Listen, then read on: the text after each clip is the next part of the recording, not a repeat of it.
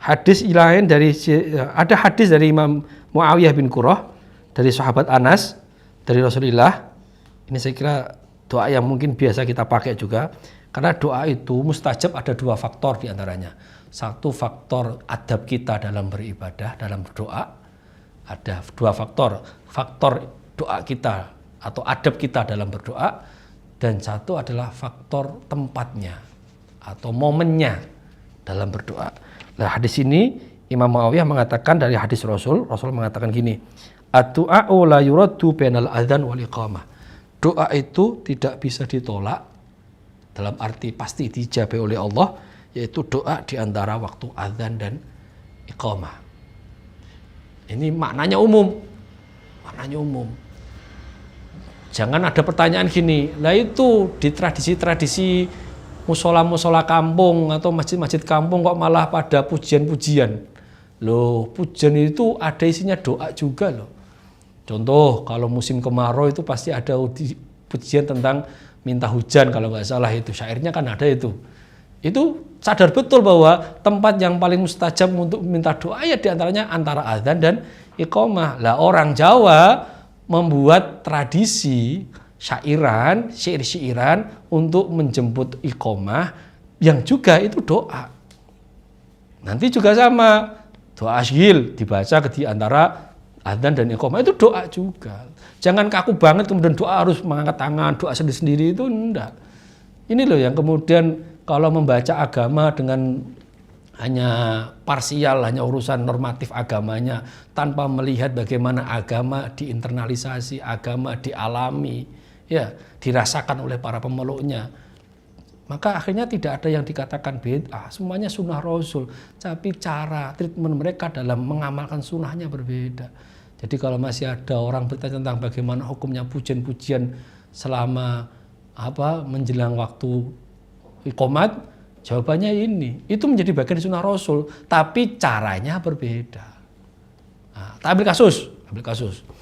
Ada sebagian yang masih ingin bertanya tentang bagaimana hukumnya nyekar. Apakah ada dalilnya? Nyekar ke makam itu loh. Kalau hadis yang diminta adalah Rasul menabur bunga di makam-makam baqi', ya nggak ada. Tapi ada buktinya. Tapi sebelum ke sana kita pahami dulu apa itu nyekar. Nyekar itu tradisi Jawa yang berkaitan dengan penghormatan kepada leluhur. Nah, kita menggambarkan orang-orang Muslim Jawa atau orang Muslim Nusantara menggambarkan tentang penghormatan kepada leluhur kita yang sudah wafat dengan cara menebar bunga. Sekar, nyekar dari kata sekar, menebar bunga di pesarean. Orang Jawa itu apa enak? Pesarean itu. Makam itu pesarean. Sare itu tidur. Karena faktanya orang mati itu tidur. Tidak mati dalam artian rohnya hilang. Rohnya masih ada tapi di alam barzah. Tidur. Buktinya apa? Buktinya dalam surat Yasin. Allah mengatakan sebagaimana gambaran orang-orang yang dibangkitkan dari alam kubur. Yang ini. Qalu ya wailana man ba'atsana min marqadina hadza. Itu kan qalu, mereka berkata, orang-orang yang di alam barzah itu, ya wailana, celakalah kami, man ba'atsana, siapakah yang membangkitkan kami, min marqadina, dari tempat tidur kami. Jadi memang orang mati itu tidur. Maka orang Jawa memahami dengan makna pesarean, sare. Disekar pakai bunga. Dalilnya nggak ada memang. Rasul tidak pernah ada riwayat menaburkan bunga seperti ketika hari pahlawan itu tabur bunga di makam pahlawan, itu tidak ada. Tapi ada makna isyarat yang sama. Dari apa? Dari hadis Rasul, ketika Rasul lewat dari satu pekuburan, satu makam, ada dua makam yang dilihat secara batin oleh Rasul bahwa dua jenazah atau mayit dari makam ini disiksa oleh Allah. Dapatkan siksa kubur. Yang satu karena urusan kencing nggak bersih, nah, soal najis ini mengisyaratkan tentang amal-amal receh jangan kau abaikan. Kalau amal receh meskipun itu jelek maka akan ada dampaknya. Nggak bersih ketika bersuci, ketika kencing, ketika bersuci dari kencing. Yang kedua adalah namimah, Ini urusan yang satu masalah diri, tidak bersih, tidak menata baik kehidupannya dia sendiri, kotor, najis. Yang satu urusan sosial, ngadu-ngadu orang, nyakiti orang. Namimah simbol yang dalam hadis itu namimah, pengadu domba. Apa yang Rasul lakukan? Rasul kemudian memotong atau mencabut atau pelepah kurma dan ditaruh satu-satu di atas makam kedua makam ini. Dengan apa maknanya? Untuk selama ini masih basah, selama belum kering, maka doa itu akan senantiasa teraliri untuk menyelamatkan atau membantu meringankan dua makam ini.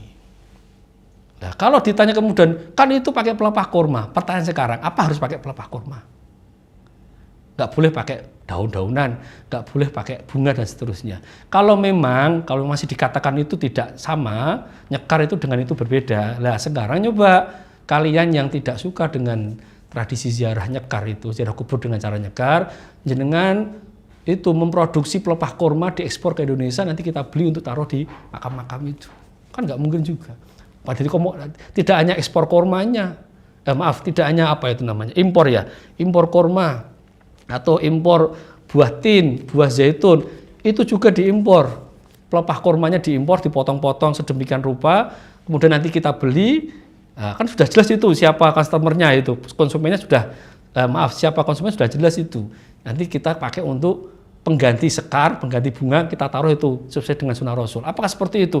Ya enggak. Manusia punya ekspresi, manusia punya imajinasi, punya kreativitas, yang itu dielhakan, dianalogikan dengan apa yang Rasul lakukan ketika peristiwa itu sama. Konteksnya adalah berbagi doa kebaikan untuk saudara kita yang sudah wafat. Dan itu adalah syariat dari agama kita. Itu bentuk kerahmatan kita, kasih sayang kita kepada saudara kita yang sudah lebih dahulu meninggalkan kita. Itu yang penting. Bukan soal simbol pelepah kurma atau bunganya itu. Lah orang Jawa lebih menyukai bunga-bungaan karena kita tropis, banyak bunga-bunga, ya kita kasihkan yang terbaik untuk saudara-saudara kita yang lebih dahulu meninggalkan kita. Saya kira itu, matur suwun.